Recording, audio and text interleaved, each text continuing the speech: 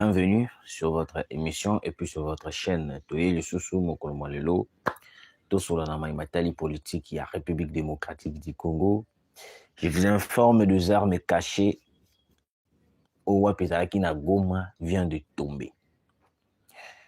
Très chers Congolais, patriotes, Congomans, ignorent surtout, abonnez-vous à la chaîne, partagez nos émissions, commentez, likez. Et que ça, la biso vraiment trop bien parce que tant beau partager à Kabola et Kaka, tout le monde a volonté ni bozana yango pour na mboka na biso, pour na patrie, pour la République démocratique du Congo. Na yeli susu pour nous informer de la situation. Je dis d'abord merci na ba wazalendo. Merci na ba wazalendo. Omoni eloko to ko bosana na mboka na République démocratique du Congo. Omoni ba wazalendo. Il faut te bana ko garder bango. Parce qu'avec le wazalendo, la République démocratique du Congo, le territoire est belé, la ville est belée, ils ont à la récupérer. Mais il y a biso to bosana kezali que nous soutenons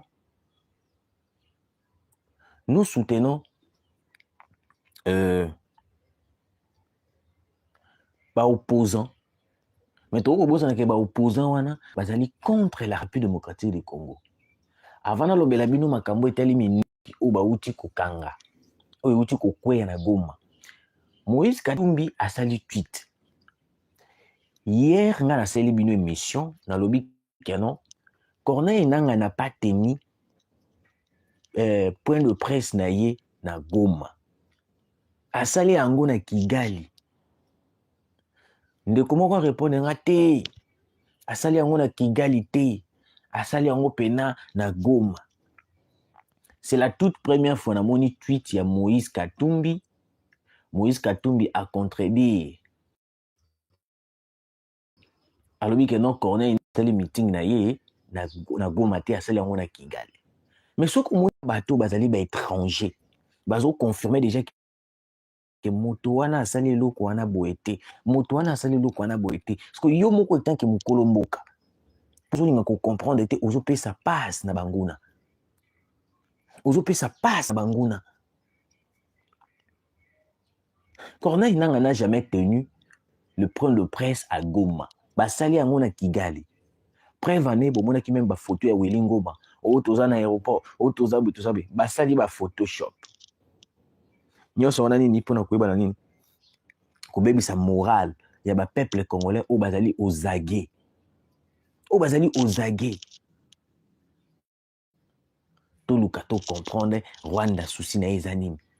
Soki azali place wana te akoluka ndenge nyonso to ya koyeba na nini kobebisa moral par des publications, par des nini yango moni mokonza muka. Omoni nga na pesa ki idée analobi, c'est possible avec l'informatique. C'est possible avec l'informatique et que ba continuons tout ya ba toana ba sala la ba tchaka ba tweet ba lobaka boy ba déstabiliser mboka na média. C'est possible avec l'informatique ya kokata yango, ya ko bloquer yango. Mais le gouvernement jusque là ne fait rien. C'est ça notre problème. Na kozongela yango émission na biso ya lelo eza tellement molai. Na beta makambo ya minduki. Na vandi na butu na moni kuna babandi ko publier. Balakisi minduki. Balakisi ba véhicule blindé. Ba casque ba soda on a tina miniature. Balakisi Sukhoi moko et puis balakisi na ba tenue militaire. Balobi keote. Oui, bonjour mon frère depuis l'Allemagne. Bonjour Laura Ndange. Balakisi ba minduki wana balobi keote Tshisekedi mutapesi bango. Batu bande ko surveiller yango ba FARDC alors bango tong ba koti bazu ba kimi batiki yango. Bande ko nanga biso no suto yebi le M23 ndenge bazalaka. Soki ba minduki wana o bango ba ko kosa bino parce que nga ba ko kosa ngati parce que je sais. Soki ba minduki yana na Sukhoi wana le M23 bazungo bolingaki bomuna na likolo Sukhoi wana nengaki banda kotambo to bongaki bomuna ba M23 ba se ravitailler les sources na minduki wana o bazwi yango moni na débit nasali lokola nini oyo nasali lokola entrée mpona koyebisa bino ke non M23 baza na possibilité ya kolakisa bino eloko oyo bango basali te pour démoraliser morale ya peuple congolais. Basalaka yango bongo pourquoi? Basalaka yango bongo parce que baza na posa peuple a perdre espoir epai ya Tshisekedi. Peuple a perdre espoir epai ya ba FARDC. Peuple a perdre espoir epai ya ba Wazalendo. Tant siko boko perdre espoir. Tant siko bino peuple congolais biso ba FARDC to ko perdre espoir. Okomona siko bango basani ne ba koteli biso bien ba vandeli biso. Bonjour, je vous remercie pour l'information. Je suis de Caire avec vous. Bravo, nous sommes ensemble. Avançons sûrement. Mon amboka, je suis à Lubumbashi. Bon, merci de konanga kalenda mao. Est-ce que vous comprenez? Mindu kinyo stu ba kola kisabino oyote suko ikutu tokangi yango parce que ils en a ba image o balakisi bazune balakisi na Sukhoi. On a ba M23 ba publier Sukhoi ba kangi yango ba publier ba voiture blindée ba publier ba casque ba tenue militaire. Boyo kasko eloko omoni ba biloko ebele ba kolakisa batikali kozwa yango te. Batikali kozwa kotsimba yango te. Même le Sukhoi 25 au ba kolakisa bino ke ote bazui Sukhoi 25 bazui yango te. Bazui yango te. Parce que souci à Corneille Nangezani. Ceux qui a maîtrisé Goma Mobimba. Après avoir maîtrisé Goma, bango souci na bango ba yeba na ko lancer. Eloko boko bosa na ba ko lancer balkanisation, ba lancer place espace wala nyo surtout et comme dirigé par Mutu Mususu. Parce que Goma ezo bomba ba minéré o wapi e ko tikalaka ko silate. Ngai na j'espère na juillet entre juin ou juillet na bana ko bete la bino lisolo awa. Na bana ko bete la bino lisolo awa na nda ko yebisa bino bande kunanga ke non. Na Rwanda Kagame atangisa kabana na ye que non est de la République ezalaka ya bango. Beaucoup se rappeler na lisolo moko Kagame alekaka tina etandoikie. Kagame alekaka tina etandoikie pona koyebisa biso ke ote la RDC azana mabele ya kozongisela ye. Roi belge aleka lobi Kagame azana problème a motu. Soki tolobi tozonga sima mukie. Au contraire, c'est le Rwanda qui a des terres à rendre à la République démocratique du Congo. Et loko biso tobosa na kaba congolais ali que Rwanda déjà na kati ba école na banko banda déjà na primaire. Azotangisa dia bana na bango que non parti ya est des alaka ya bango. Parce que biso siko na ba primaire na biso tozotangisa bana nini. Tozotangisa bana nini. Yango moni même ba école na biso enseignement na biso faut changer. Il faut tout bana ko expliquer bana que non omoni na ba ne boye Rwanda ezalaka ya biso, Uganda ezalaka boye, nini ezalaka boye. Alors soki moni bakoma boye to pesa bango. Yango moni mwana Yoweri Museveni alobike boyoka. Mwana Yoweri Museveni alobike ote ndenge bakabolaka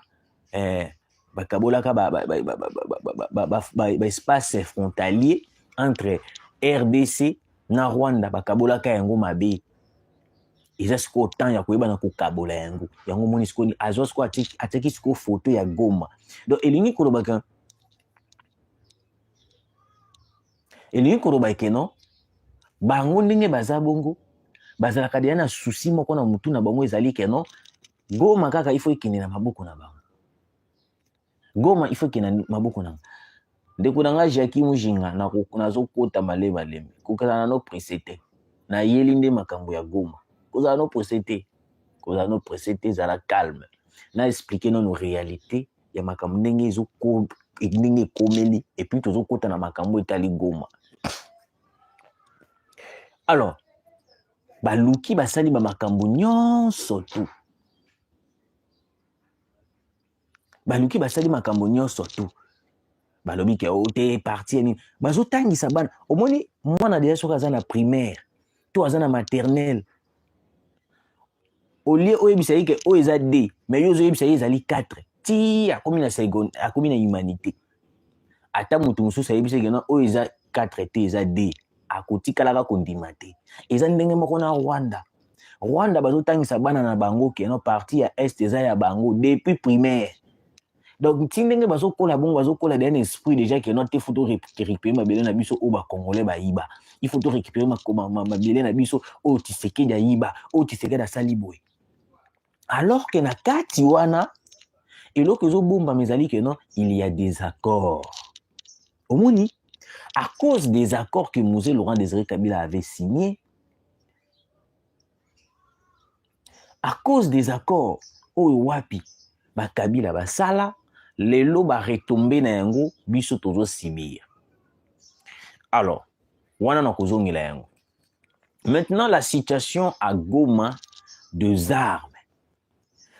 Minduki wana na uti koloba na bino bazui baso Sukhoi 25 bazui ba voiture blindée bazui ba casque bazui ba nini bazui biloko ebele basali ba photo bazui ba publier balobi merci na Tshisekedi osali biso cadeau vraiment na minute to sepele bandeko nanga ba congolais de père et de mère bozalaka na bobangi te soki bomoni ba publication ba M23 les photos net na ba compte Twitter o Sukhoi ekomi na maboko ya ba M23 etombi na maboko ya ba M23 te. Minduki na biso ezali bien contrôlé par les FARDC. Le président de la République ne peut pas céder à la pression de la communauté internationale de signer un accord avec le Rwanda.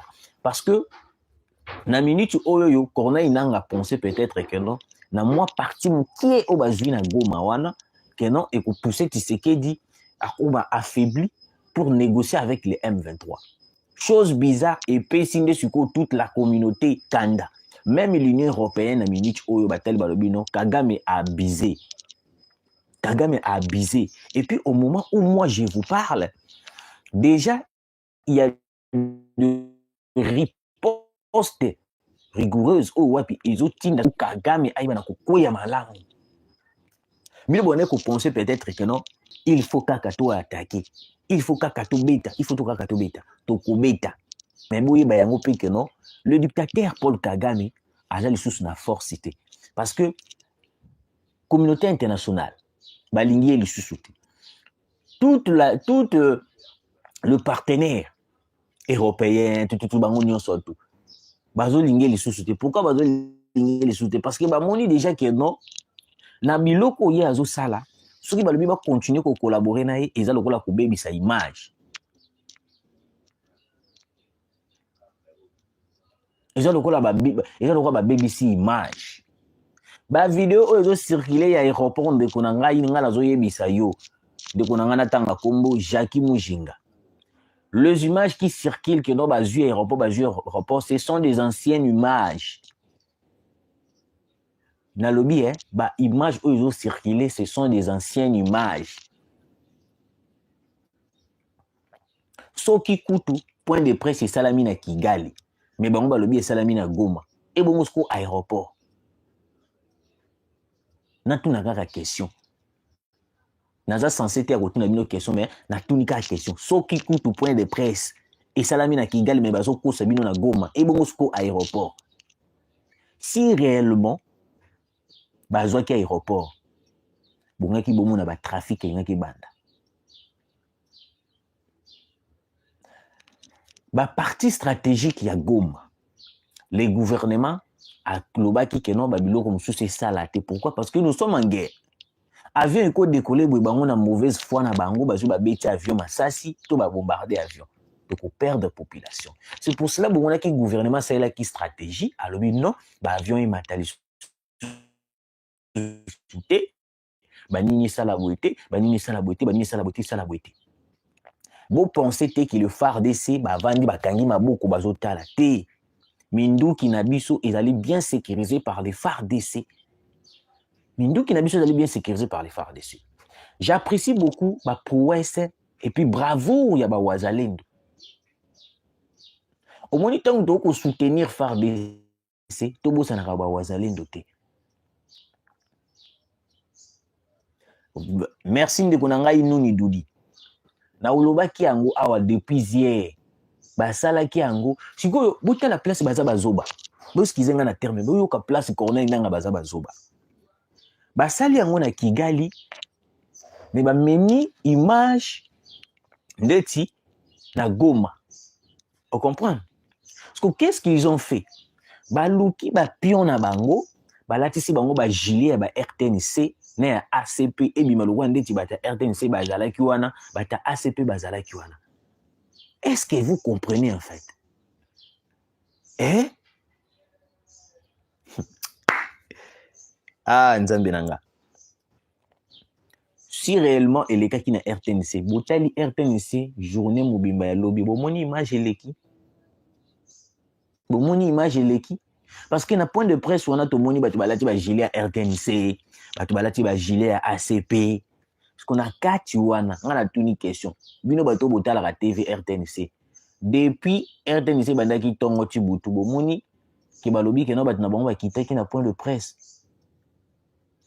Na minute yo bozela te mokonza mboka déclarer la guerre. Parce que nous sommes déjà en guerre. Et bien, Tshisekedi, Tozeli a déclaré guerre, mais Tshisekedi a déclaré guerre.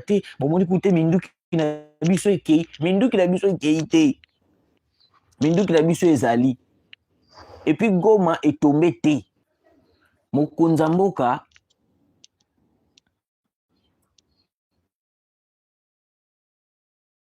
a obligé de faire sa biso que l'on a lobby riposte rigoureuse. C'est lui qui l'a.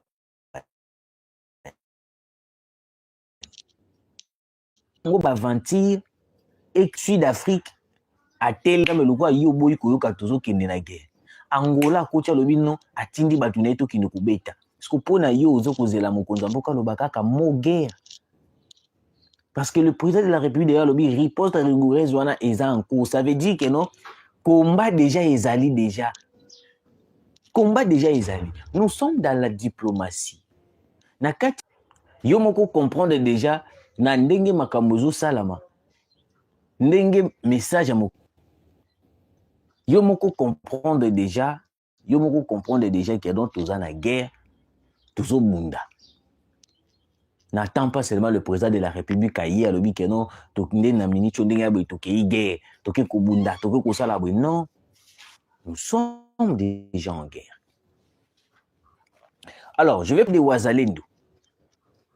Le Wazalendo toyebi biso non tout ba Wazalendo bandeko na biso ba Wazalendo musala makasi ba ko sala. Mais le problème ezali nini? Ngana utaki kobeta CP awawa à propos ya ba ministre incompétent. De ministre incompétent. Ozu ministre ya jeunesse, tozu na ministre ya défense. Avant na kota na ministre ya défense, nozu na ministre ya jeunesse. Madame wana ya mwasi ba utaki kotira biso. Au moment ministre ya jeunesse a telema, a sensibiliser les jeunes. Mais bango bavandi na ba bureau climatisé, bavandi na bango bazo sala o bango balingi basala. Alors que monsieur le président, ni mandat oyo. Soko sali remaniement te toko échouer. Toko échouer. Parce que Congolais nous surtout dans a besoin ayeba Goma izali ndengeni. Goma ilamuki ndengeni. Donc elingi koloba kenon toza bandeko. Omoni ndenge Katumbi alingaki akabola biso na ba Kasayen na ba Katangi. Lokola échoua amona plan na ekufi. Na landi presse penge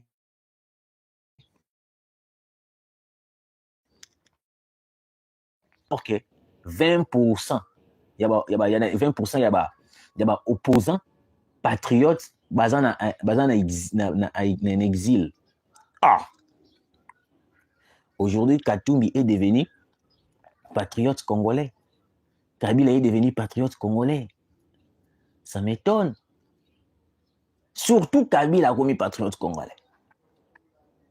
Vous voyez moni miloko bato batieka biso na berere. N'est-ce pas Fayulu disait que Kabila c'est un étranger, Kabila azali mutu ya mboka na biso te, Kabila azali assassin, Kabila il ne faut pas kolanda ye, faut tobenga na Kabila. Kabila vimbisa Fayulu boye munene na ba marche.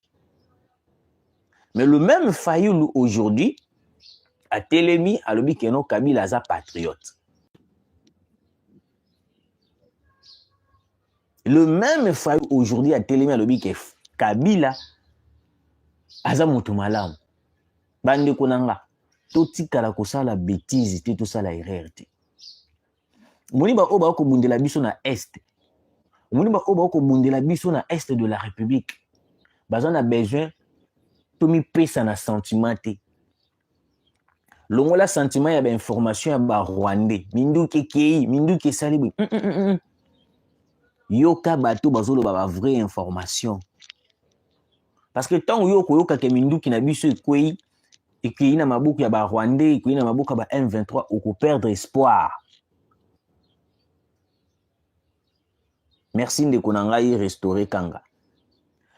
Minduki na biso ezali contrôlé, minduki na biso ezali sous contrôle ya ba FARDC ba wazalendo. Et puis le M23 n'ont jamais fait tomber Goma Mobiba. On a confirmé, il y a une partie, il y a Goma Ounde ba M23 bazali, mais la plupart, je dis bien, à 80% Goma est... Allô?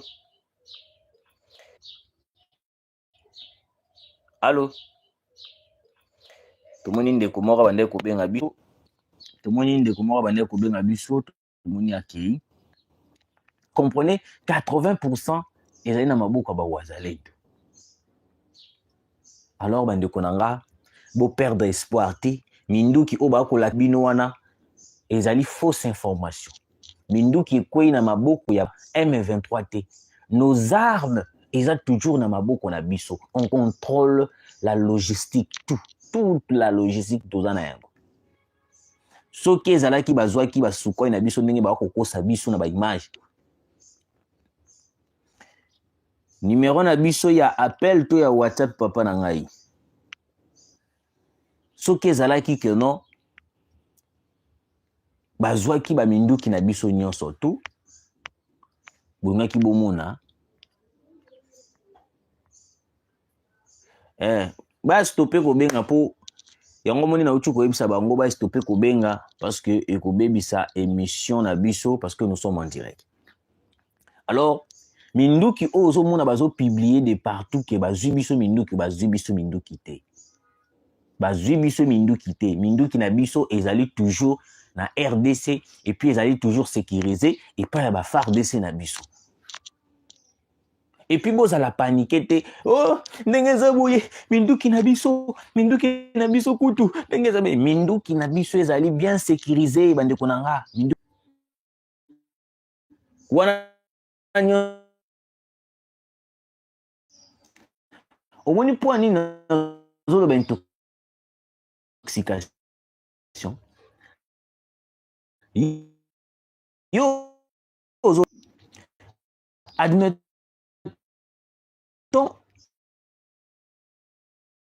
oyo okikuna balobi ke o temi okumi bango aza wana pona ko désinformer pona ko bebisa kimia parce que yo peso ko mikotisi na kati match baby. Vous comprenez? Match baby. Ndeko moka tuna nga question pourquoi ba avion na biso ba drone ezo matate. Boyoka. Omoni loko moko na koyebisa bino eza nini. Ndeko na nga moyena yebisa yo position na nga place nazali ezate parce que chaîne oyo ndenge eza boye. Ba Rwandais bakoma kolanda biso. Ils ont la capacité ya ko yeba place ni na ko nazo tourner mission. Donc moi na yebisa yo position na nga place nazali ezate. Essaye de me comprendre. Nazo garder position na nga parce qu'ils a vie.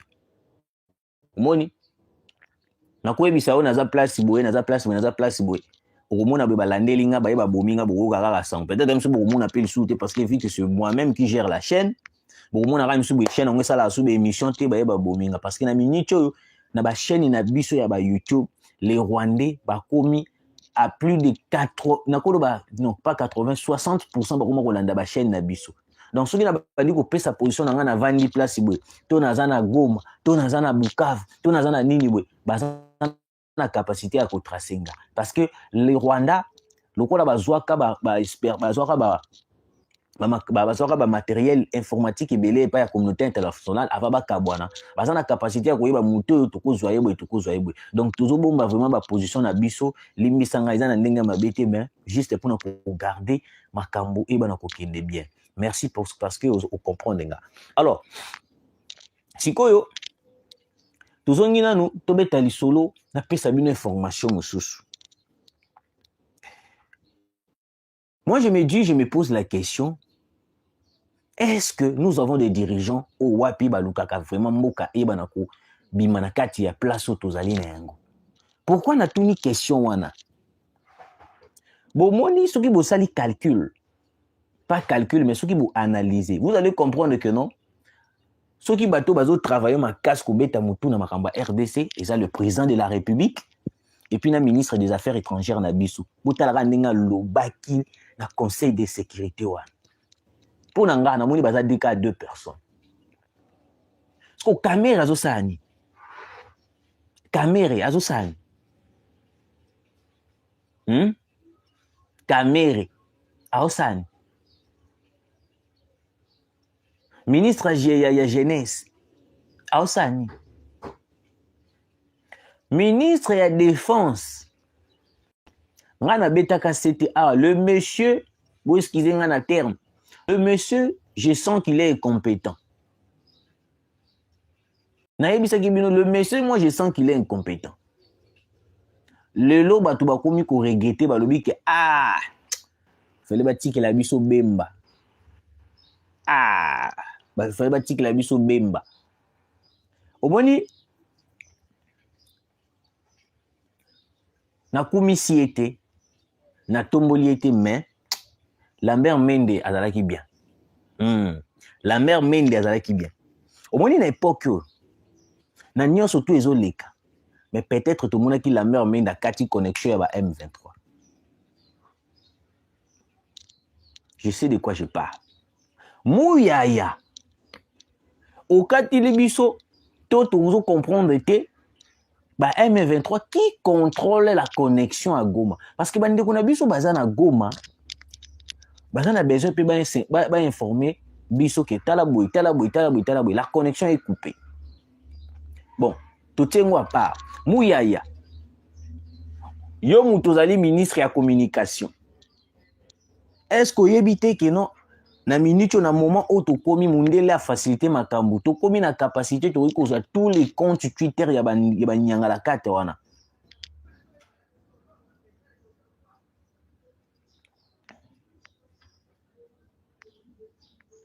Et Constant Mutamba nazo ndimaye nazo loba par rapport ya makambo izo leka na est. Caméra za traître alandaka esika mai izo tchola. Ndeko na ngai Paul Makela. Constant Mutamba, vraiment félicitations à lui. Constant Mutamba za détemoni Constant Mutamba. Soka lobi kazo sale loko ba ko sala yango. Constant Mutamba lo la militaire. Nandi maka Constant Mutamba. Nandi maka vraiment Constant Mutamba. Et puis moi, ndenge na santaka Constant Mutamba, so azaki ministre de défense. Mais makambo belé ngeke za la différent. Vraiment nandimaka Constant Mutamba, makasi nandimaka Constant Mutamba. Ndeko na ngai Nathan Kingolo. Eza makambo ya titre te. Soko lande mission e bandeliti okoma place oko comprendre makambo na lobeli pe makambo minduki. Ezateke awa ba kosi au titre. Landele mission e bandeli parce que au koti na katikati dia tout dans 30 quelques minutes. Donc bandeli mission e bandeli oko comprendre que non titre na tie na lobeli makambo nyon surtout na tie wa. Donc Constant Mutamba ndeko na ngai vraiment soki azala kita ministre ya défense. Et ngeki zala malam. Bonjour ndeko Pour la solution, président Félix Atika procédure ya Luanda na Kenya a imprimé fait de route de Kinshasa abenga batu nyonso et aussi à libéraliser ndeko nanga tokotikalaka kolanda makambo ya Luanda te. Omoni makambo ya Luanda kosolola na Luanda ezali une distraction. Po nina benga ngo distraction. Omoni makambo ya Luanda tokoki kobanda kosolola yango lelo tobandi kosolola na Kagame tobandi kosolola. Omoni au fur et à mesure tozo solola makambo ya Luanda mandat ya mokonzi mboka pe ezokende inane leki 2 ans eleki tokosutuka boye le président de la République mandat esili esengi mutu mosusu akota ale mutu anga koti bazali étranger azwi mboka apesi na Rwanda. Est-ce que vous comprenez? Ezali distraction makambo ya Luanda.